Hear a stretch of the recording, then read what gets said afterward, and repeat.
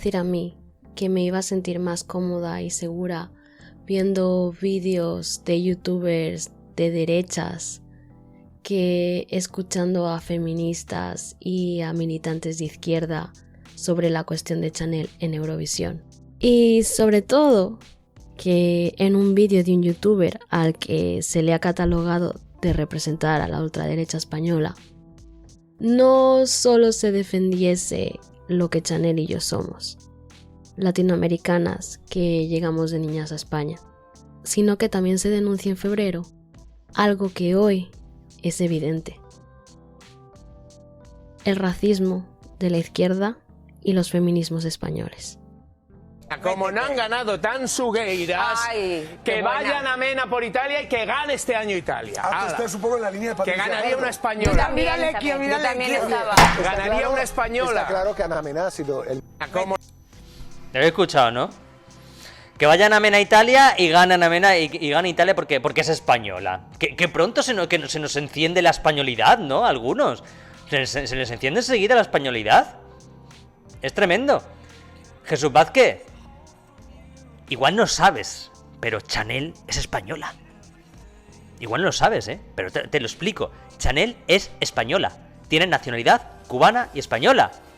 O sea, tanto vosotros que decís que la nacionalidad está en un papel, y yo también lo digo, ojo, y yo tengo muchas veces discusiones con David Santos por esto, que yo soy de los que defienden que una persona que se ha ganado la nacionalidad, y más Chanel, que lleva desde los 3 años se vino a España y tiene 30, ¿vale? Lleva 27 años en España. Me vas a decir con su pasaporte español. ¿Y qué pasa? ¿Me vas a decir, Jesús Vázquez, que Chanel no es española porque nació en Cuba? ¿Qué está pasando? ¿Qué es esto? Chanel, una artista desconocida hasta hace 2 días, obtuvo una victoria en el Festival de Benidorm en enero de este año. En este festival se escogía la actuación que representaría a España en Eurovisión. Eurovisión es un festival musical que se hace anualmente, en el que participan países europeos, más Israel, más Australia. Eso es lo básico. Dinámicas geopolíticas aparte, es un festival de entretenimiento en el que no se esperan reivindicaciones políticas. De hecho, hay una ley de no política y se penaliza cuando sucede. La victoria de Chanel fue cuestionada hasta tal punto de llevarla a instancias gubernamentales por partidos de izquierda y centroizquierda actualmente en el poder, incluso por el PP, la derecha por excelencia hasta la llegada del verde. Entonces, ¿quién es Chanel? ¿Qué hizo? ¿Por qué? Incluso se la quería castigar desde los poderes institucionales. Soy Chanel Terrero Martínez, tengo 30 años y soy nacida en Cuba, pero criada en Barcelona. Llevo haciendo musicales desde los 16 años, pero así como en la industria musical he empezado hace 2 meses. Chanel es una artista y según su página de Wikipedia lleva varios años trabajando en producciones españolas de cine y televisión. La polémica se desató porque el voto popular en el Benidorm Fest tenía otras favoritas: Rigoberta Bandini y las Tanxugueiras. Rigoberta tenía una propuesta pegadiza, emocional, como toda su propuesta musical, y completamente en castellano, español. La de las Tanxugueiras era novedosa y reivindicativa en gallego y en castellano.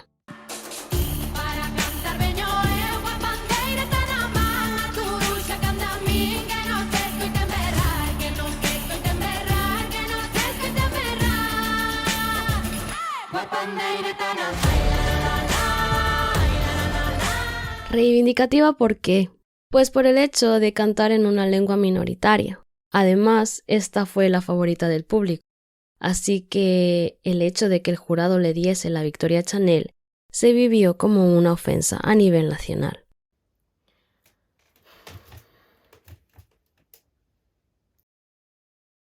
¿Justifica eso toda la violencia que se ejerció sobre Chanel a través de los medios de comunicación, las instancias gubernamentales y los feminismos? Un discurso nacional que va por delante del racial. Entiendo la ilusión frustrada de ver representada fuera de España a esas regiones que no tienen representación fuera de España. Porque ese espíritu chauvinista que impuso el español a las antiguas colonias también impuso el español internamente. Se impuso al gallego, al catalán, al vasco, que son lenguas que consiguieron sobrevivir hasta llegar hoy en día y convertirse en lenguas cooficiales. Pero no es el caso del asturiano, por ejemplo. Entonces se puede entender esa frustración, porque el voto popular no solo estaba reconociendo esa diversidad lingüística y no solo validaba la creación artística en una lengua regional, sino que además validaba su consumo, convirtiéndolo en un elemento cultural susceptible de ser consumido. Bajo esos parámetros, la propuesta de Chanel se veía como una victoria robada. Se escogió por encima una propuesta que ya es mainstream por el hecho de ser en Spanglish, y su puesta en escena es algo que estamos acostumbrados a recibir de artistas latinoamericanas o estadounidenses. Y quizás esos fueron los factores que tuvo el jurado en cuenta: TikTok, Sam Ryder y el buen rollismo de su propuesta. Vi Eurovisión con mi madre por videollamada porque yo estoy en Alemania, y cuando empezó la presentación de Ucrania me dijo: ellos ganan. Y yo le dije: mami, pero acaba de empezar, ¿por qué dice eso? Todavía faltan muchos países. Y me dijo: hija, esto es como el fútbol. Y tenía razón. Así que voy a proceder este videoensayo analizando la propuesta que quedó por delante de la española. Sam Ryder, el representante del Reino Unido, tiene una técnica vocal alucinante. La puesta en escena está bien, actuación sencilla pero más elaborada en comparación a lo que nos tienen acostumbrados los artistas ingleses como Ed Sheeran, una guitarra eléctrica en lugar de una acústica, un vestuario más cuidado, iluminación más cuidada, letra de la canción y música que transmite buen rollo, nada de dramas. Además, Sam Ryder ya era conocido en TikTok, es un personaje carismático, con talento y notado por algunos de los artistas de cuyas canciones ha hecho covers. Chanel y la propuesta latina. Kai Hanagami, el coreógrafo de Chanel, que ha trabajado con artistas como Jennifer Lopez, Britney Spears o Justin Bieber, dijo: I don't know of any other countries in Eurovision that can do like the Latin style of music other than Spain. So I feel like it's a no-brainer that Spain needs to bring a song like this to Eurovision. Pero ahí tenemos a Rumanía con una canción en Spanglish.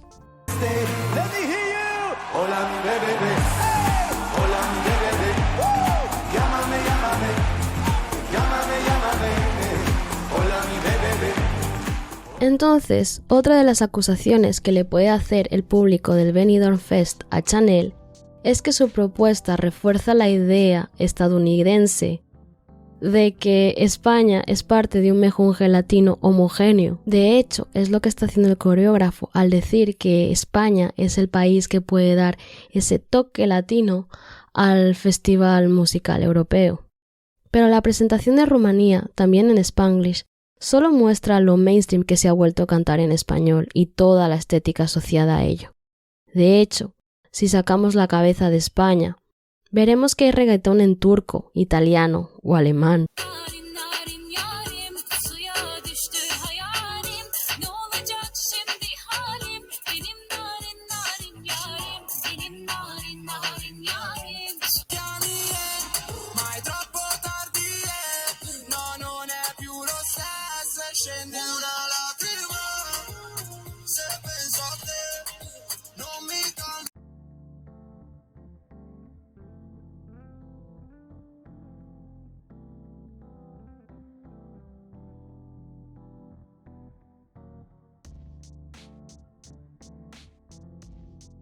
Eurovisión no es un lugar de reivindicación política deliberada. Es un evento al año en el que en otros años nos hemos echado unas risas. Y al final, como mi madre me dijo, es como el fútbol, es entretenimiento. No se espera que haya reivindicación política de ningún tipo. En caso de serlo, habría sido urgente enviar a las Tanxugueiras. Pero, como lugar de entretenimiento, Chanel era la opción perfecta, porque su actuación precisamente estaba diseñada y pensada para entretener a un público eurovisivo que no está acostumbrado a ver ese tipo de actuaciones en un escenario de Eurovisión. Como producto de entretenimiento y consumo, es una propuesta excelente. Es comercial, es atractiva, entretiene. De hecho, la propia Rigoberta se pronunció hace unos días sobre esto, reconociendo lo óptima que era la propuesta de Chanel para Eurovisión. Vaig flipar amb l'actuació de la Chanel, que va ser increïble, i al final, quan vam començar 12, 12, 12... Bueno, això al principi, perquè els 4 primers que voten, 3 12s, no? Exacte, no, però això, o sigui, al final, a l'inici de les votacions, estàvem amb... No, jo és que no m'ho podia creure, era molt fort. I de veritat que, no sé, ho vaig veure des d'un lloc molt sa, perquè crec que realment també em veia en una perspectiva, era molt més al seu lloc, no? O sigui, realment el seu show era increïble i el nostre hauria funcionat d'una altra manera, però no crec que haguéssim quedat tan bé, sincerament. Vull dir, no sé, no passa res. Sí, creus que no hauríeu quedat tan bé, mai, mamà? Jo crec que no, queda fatal el que estic dient a mi mateixa, però crec que, no sé, la meva trajectòria és una altra i que per aquest projecte, el seu, o sigui, crec que sí, que no hauríem quedat tan bé. És que més era fort. El racismo de la izquierda española. Al preparar este vídeo he tenido que intentar entender por qué tanta violencia hacia una persona que podría pasar por sus rasgos fenotípicos por una mujer del sur de España. Es decir, para mí, inicialmente, no era una cuestión racial. Ni siquiera sabía que Chanel había nacido en Cuba. Me enteré 2 días antes de la final y me emocioné muchísimo. No solo por el hecho de que por primera vez en mi vida veía a una mujer con orígenes latinoamericanos en un escenario de ese tipo representando a España, sino también por cómo aguantó la presión, el odio y la violencia mediática. Porque no agachó la cabeza, siguió adelante, creyó en sí misma, en su propuesta y consiguió un 3er puesto. Es por eso que me sorprendió muchísimo que investigando para este vídeo, lo primero que me encontrase fuese que ya en febrero, en medio del huracán, un youtuber de derechas señalase el racismo de las izquierdas. Desde la izquierda, algunos sectores feministas y desde el feminismo institucional se ha acusado a Chanel de hipersexualizarse, de cantar una canción que incita a la prostitución. Se ha juzgado su actuación buscando el mínimo detalle que criticar y se ha empezado cuestionando su origen cubano. Y esto, como digo, de nuevo, no se ha hecho desde la ultraderecha, desde donde estamos acostumbradas a escuchar este tipo de cosas. Vete a tu país, regrésate a tu país, son cosas que todo inmigrante o hija de inmigrantes ha escuchado alguna vez en su vida.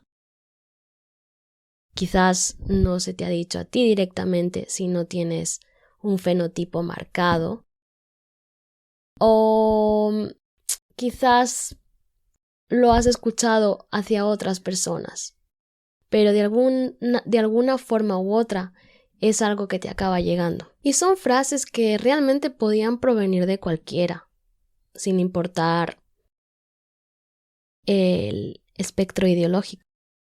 Pero siempre acababan siendo del facha de turno. Parece ser que eso ha cambiado. Y hoy en día hay comentarios que vienen de ese espectro ideológico que suspira por un gran imperio hispano y nos llaman ahora hermanos hispanos. Y aunque ese cambio de discurso es curioso e inicialmente conciliador con una parte de la población inmigrante en España, porque todavía no he visto comentarios suspirando por el pasado musulmán ni buscando un hermanamiento con los musulmanes españoles, es muchísimo más inesperado el giro violento que ha dado la izquierda española hacia las comunidades racializadas. Es violento que un partido que nos regularizó con Zapatero, haciendo posible que hoy tengamos un DNI español y ante Europa legalmente seamos tratadas como españolas, haya apoyado en el Congreso de los Diputados la censura a Chanel. Es violento que para la izquierda, si no nos expresamos bajo sus pautas o no agachamos la cabeza o cedemos ante sus exigencias, dejamos de ser españolas. Es violento y confuso, sobre todo confuso, leer que te apoyan y respaldan desde sectores que antes te decían que te regreses a tu país. ¿Les parece bien a los dirigentes del Partido Popular que los trabajadores inmigrantes hagan trabajos duros? ¿Les parece bien que coticen a la Seguridad Social? ¿Les parece mal que puedan una trabajadora hacerse una mamografía como una ciudadana de este país? Es injusto, inaceptable, intolerable. Quiero pedir disculpas a todas las trabajadoras inmigrantes, sean de donde sean, por la ofensa discriminatoria que ha hecho el dirigente del Partido Popular. Para decir eso, hay que sentir y pensar de una manera determinada. Para atreverse a reprochar que una trabajadora ecuatoriana pueda hacerse una mamografía aquí como una ciudadana española y que está cotizando y que está trabajando, hay que tener unas ideas extraordinariamente rancias, conservadoras, excluyentes, discriminatorias, absolutamente incompatibles con los valores constitucionales. Confuso que ellos reafirmen a Chanel como española, porque cuando la reafirman a ella, también me reafirman a mí. Y aunque las identidades culturales son narrativas que una construye en su interior, con historias y narrativas que una escoge conscientemente, es súper reconfortante que se te reafirme fuera de tu subjetividad. Y por eso es confuso. Porque quienes hasta ahora habían hecho esfuerzos para que te sientas aceptada, integrada, española, rechazan, atacan y violentan con todo el aparato de poder del que disponen a alguien que es como tú, que podría ser tú. Y esto lo hacen tanto la izquierda como las feministas. El racismo en los feminismos eurocéntricos. Quiero empezar esta parte del vídeo con una cita de Valeria López Álvaro, profesora de Historia y Literatura Ecuatoriana y Debate Político, que fue parte del movimiento feminista Vivas Nos Queremos entre 2016 y 2018 en Ecuador. Al exponerle toda la crítica feminista española hacia Chanel, me preguntó: ¿entonces el problema es la ropa? Así que después de explicarle brevemente el panorama feminista español, le pregunté sobre Vivas Nos Queremos, sobre si tenían este tipo de discusiones en el cuerpo del movimiento. A lo que ella respondió: la ropa no es un problema, ni el baile, porque da igual si usas cierta ropa o no, si bailas de cierta manera o no. El problema es que te matan igual, hagas lo que hagas y vistas como vistas, y no pase nada. Porque para que la ropa o el baile sean un problema, tienes que estar viva. Eso es algo en lo que todas estábamos de acuerdo y nos unió. Creo que te haces problema con la ropa si no tienes problema con sobrevivir. Soy Ruth Montenegro, soy mamá de Sofía Valentina Cosillos Montenegro, quien hace ya 6 meses perdió la vida dentro de la Unidad Educativa Global del Ecuador, en donde cursaba el 7º de básica, víctima de feminicidio. ¿Por qué hablo de feminicidio? Porque por ser niña, mujer y pobre, alguien se creyó con el derecho de arrebatarle la vida. Y junto a otras mujeres y a otros familiares y sobrevivientes que también han tenido el dolor de perder a sus mujeres amadas, hemos decidido organizarnos en la marcha Vivas nos queremos para denunciar y hacer visible ante la sociedad que nos están matando, que a nuestras niñas y a nuestras mujeres nos están matando. El privilegio y la soberbia intelectual de las feministas españolas. Si bien es coherente que el feminismo institucional sea racista, porque la institución es racista, no estaba preparada para leer o escuchar las críticas condescendientes que se le han hecho a Chanel desde fuera de la institución. Algunas de las publicaciones y posicionamientos que tengo en mente al hablar de esto empiezan a tener en cuenta a autoras negras norteamericanas, pero al final siguen produciendo sus juicios desde disidencias que cuestionan una sociedad anglo. Esto hace que sus intentos de adaptar algunos de estos conceptos al contexto español se conviertan en violencia epistemológica para las subjetividades del sur global, entendiendo el sur global como un concepto más allá de lo geográfico, que abarca no solo los estudios postcoloniales y las teorías decoloniales, sino también las subjetividades que lidian con un peso histórico de relaciones coloniales a sus espaldas. Sí, hay que centrarse en el presente y en las problemáticas actuales, pero las opresiones que nos atraviesan actualmente a las mujeres racializadas y el hecho mismo de la racialización se explican y tienen su origen en el colonialismo. Cuando las excolonias se liberaron y los españoles se fueron, no se llevaron todo con ellos. Las estructuras de poder, las prácticas y estructuras sociales, todo eso se mantuvo y se mantiene hoy en día. Los feminismos españoles no han identificado todavía esas prácticas colonialistas y opresoras en su pensamiento. De hecho, a duras penas leen a feministas decoloniales y tienen en cuenta las perspectivas postcoloniales en su discurso. Eso lo convierte en un movimiento opresivo para las mujeres racializadas con o sin formación académica. Algunas feministas españolas que citan y leen a Audre Lorde, Angela Davis o Bell Hooks, algunas de las autoras clásicas del feminismo negro, lo hacen de una forma que resulta insultante para las mujeres negras españolas y para el resto de mujeres racializadas. Al respecto, en un acto de homenaje a Bell Hooks en Barcelona, Desiree Vela dijo en el cierre: "Cuando decimos que Bell Hooks escribe mezclando experiencias y teoría, es porque este es el espacio desde donde las mujeres negras construimos nuestro discurso.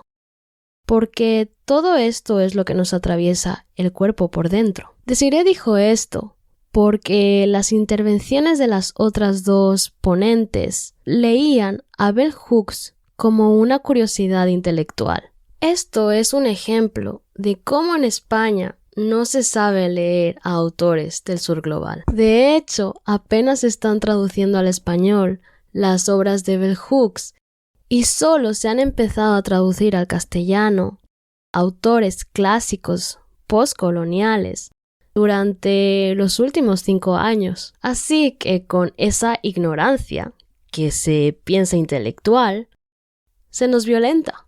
Se nos violenta porque se usa en nuestra contra el pensamiento de mujeres que escribieron desde el cuerpo y algunas veces desde el gueto y la calle. Es violento que mujeres que no han vivido ninguna de las opresiones de clase, género y raza sobre las que las mujeres negras teorizan, quieran darte lecciones de opresión sin darse cuenta de que ellas son las opresoras. Está el lugar de enunciación, el lugar desde el que emiten sus críticas. La mayoría lo hace desde la comunidad de un feminismo intelectual, teórico, un feminismo sin activismo, un feminismo de camiseta, en el que no se tienen en cuenta las voces racializadas que se expresan desde su mismo lugar geográfico y denuncian las opresiones que sufren. A estas voces no se les tiene en cuenta muchas veces por no tener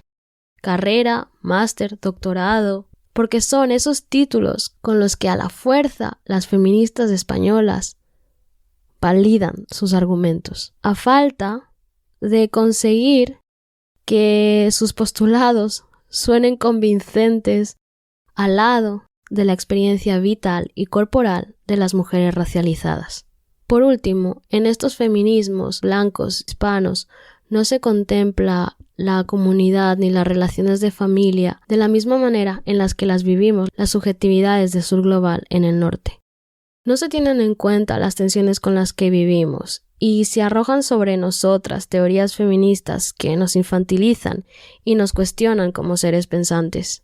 Entiendo los cuestionamientos a la estrategia de la hipersexualización del cuerpo femenino para ser un producto deseable. Hipersexualizar el cuerpo es algo que los artistas masculinos no se ven obligados a hacer, pero que las artistas femeninas acaban haciendo en algún punto de sus carreras. Se ven obligadas a hacerlo. It's a lot to process because we do exist in this society where women in entertainment are discarded in an elephant graveyard by the time they're 35.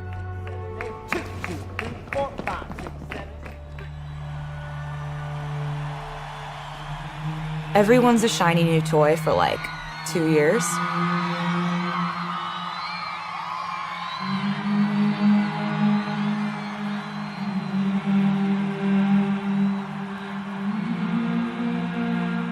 The female artists that I know of have reinvented themselves 20 times more than the male artists.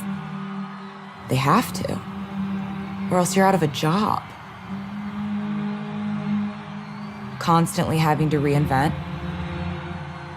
constantly finding new facets of yourself that people find to be shiny. Be new to us, be young to us, but only in a new way and only the way we want, and reinvent yourself but only in a way that we find to be equally comforting but also a challenge for you. Live out a narrative that we find to be interesting enough to entertain us, but not so crazy that it makes us uncomfortable. Esto es algo por lo que lamentablemente pasan todas las artistas femeninas, independientemente de su origen. Entonces, sí, la crítica de estos feminismos españoles se convierte en racismo en el momento en el que no le exigen que se justifique a cada artista que, de repente, decide hipersexualizarse para beneficiarse de las estructuras patriarcales de la industria del espectáculo. Uno de los estereotipos al que nos enfrentamos las mujeres latinoamericanas en el norte global es que somos seres hipersexuales.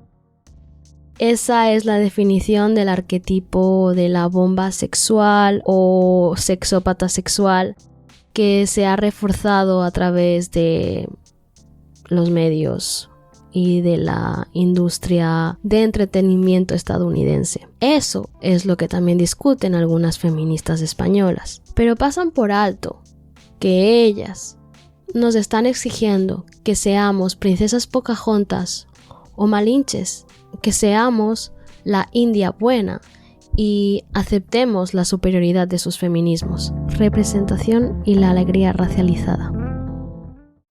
Ver a Chanel sobre ese escenario, sabiendo que estaba cumpliendo un sueño suyo, rompe con todas las narrativas mediáticas con las que crecimos muchas hijas de inmigrantes. De pequeña, cuando veía a una latinoamericana en una serie española, era para que generase lástima por su situación de precariedad o para generar discordia de algún tipo. Además, la gente española que estaba en contra de la regularización de los inmigrantes en la época de Zapatero repetía incesantemente que les quitábamos el trabajo. Bueno, yo era una niña por aquel entonces, así que supuestamente quienes les quitaban el trabajo eran mis padres, que se dedicaban a la construcción y a la limpieza. Esta forma de retratarnos en los medios nacionales y el estar expuesta a esos discursos durante mi infancia y adolescencia hicieron que no acabase de pensarme española. Aunque mi círculo de amigos nunca me lo habría cuestionado porque crecí haciendo casi las mismas cosas, con casi los mismos problemas, siguiendo las mismas modas. la narrativa mediática me recordaba constantemente que yo no era de ahí, a pesar de estar creciendo ahí. Por eso la actuación de Chanel revela un cambio mediático importante, revela que la segunda generación somos parte de la sociedad española, hasta el punto en el que representar a España en Europa no es imposible. Verla a ella en ese escenario, sabiendo que está cumpliendo un sueño que tuvo de niña, es increíble. Es increíble saber que, aunque en España tuvo mucha gente en contra, también tuvo mucha gente en España apoyándola y creyendo en ella. Saber que ella creció en Barcelona, expuesta a los mismos discursos que yo y también a los mismos medios, y que eso no le impidió soñar con Eurovisión.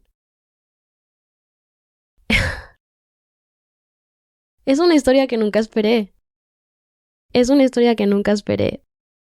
Y que me alegra de una manera que todavía no soy capaz de procesar debido al racismo de unos sectores que deberían estar llorando de felicidad conmigo. Si has llegado hasta aquí, gracias. Gracias a Ana y a Valeria por tomarse el tiempo de conversar conmigo y ayudarme a articular bien mis pensamientos y a contrastarlas también con sus perspectivas y con sus conocimientos.